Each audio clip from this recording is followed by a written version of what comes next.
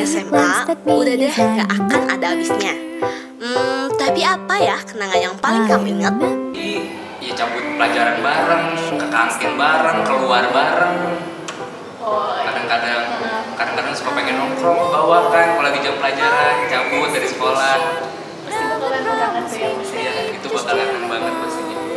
Ya inilah ada dukanya juga, waktu itu pernah sempat kehilangan teman waktu kelas 10 karena ada teman baru gitu, terus jadi pisah. Terus udah gitu pernah ngerasain namanya dia ditusuk dari belakang, kayak nggak nyangka gitu. Upacara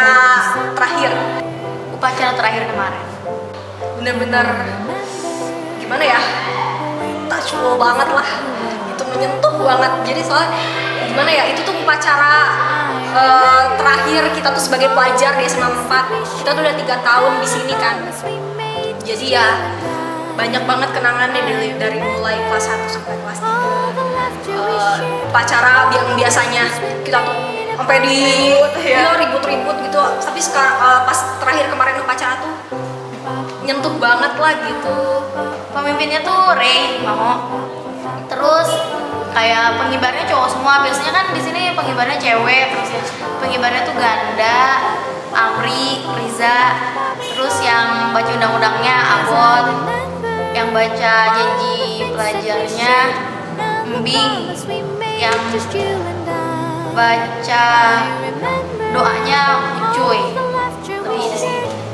Kenangan terindah di SMA itu punya teman kayak kalian. Bener juga tuh. Kenangan terindah selama SMA adalah punya teman kayak kalian. Ngomong-ngomong, gimana sih rasanya masuk SMA Negeri 4? Biasa aja. Biasa aja sih. Biasa aja. Kesan pertama lumayan. Yang pasti wah.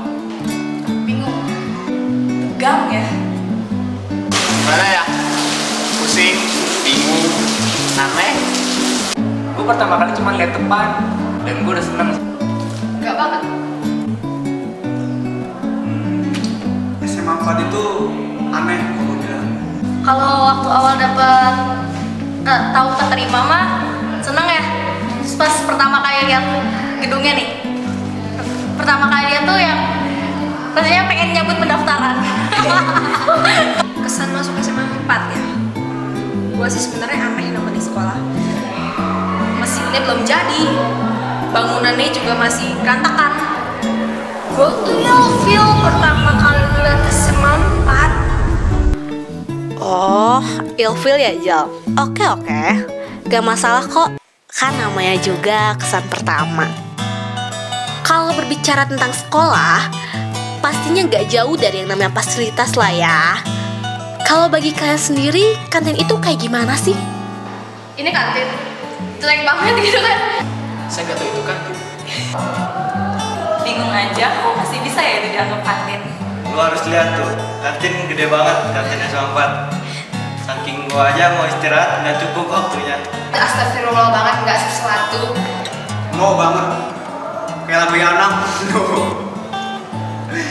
Menurut gua kantin tuh aneh banget. Masa cuma ada 3 meja? Buat 3 angkatan kali 3 meja. Widih, kantin aneh banget. Gue pikir tuh kantin apa stasiun Bogor. Penuh banget. Pas gue pertama kali kelas 10 ke kantin, gue liat dicoba banyak. Kelas 10, kelas 11, kelas 12 pada kantin semua. Selera makan gua jadi berkurang. Kumuh, anjir kumuh banget. Bikin gak nafsu makan. Jajanannya dikit, ya sedih sih liatnya. Cuman ya udahlah, maklum. Zonk banget. Yang gue lihat di TV-TV itu kelihatannya kayak gimana kita mesen bang dia kayak food court gitu. Tapi pas lihat sini enggak banget. Kecil banget gila. Berantakan. Itu pertama kali kesan yang gue dapet dari kantin SMA 4. Karena dulu mungkin di SMP gue tuh bersih banget ya. Jadi gue ngerasanya ya ampun, ini kotor, gak ada tempat sampahnya dukan kalau dulu. Apalagi kalau udah jam istirahat, itu kayak air bah banget. Dateng.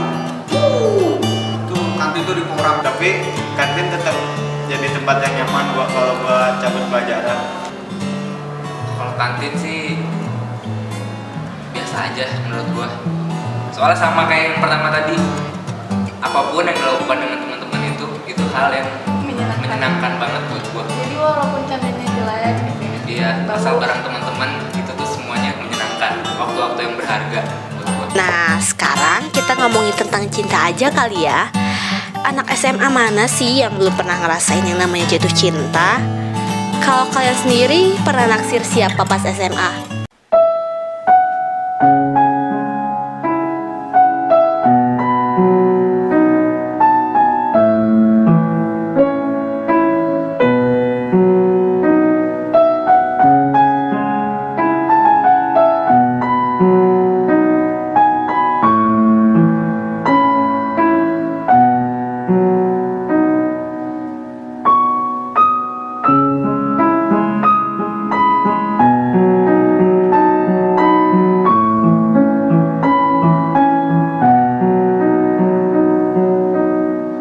Jujur dari dulu banyak, cuman yang bagi gua yang udah nempel dan bagi gua serak sampai selama ini, sampai saat ini,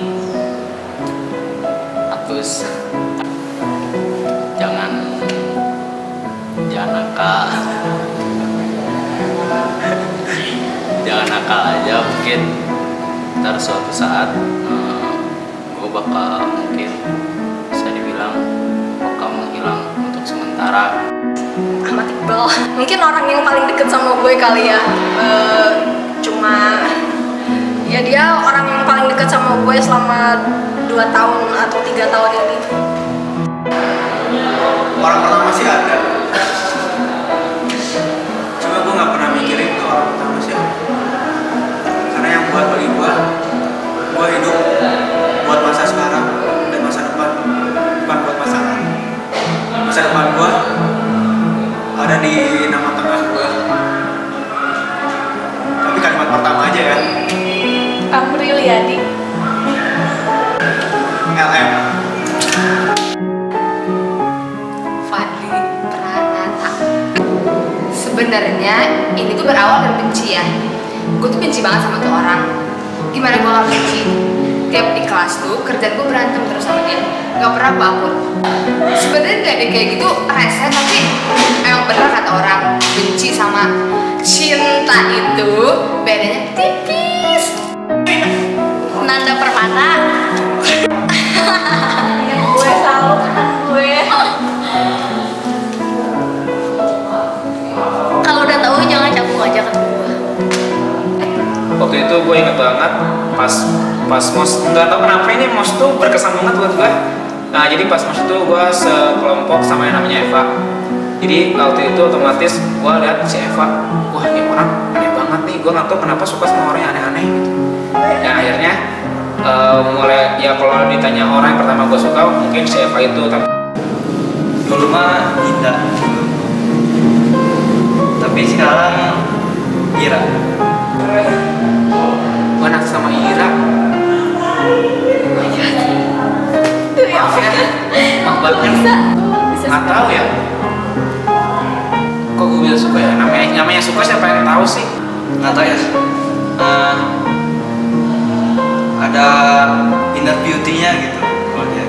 Cinta itu sebenarnya tidak memiliki definisi atau arti sampai seorang datang kepada Anda untuk memberikan arti cinta kepada Anda.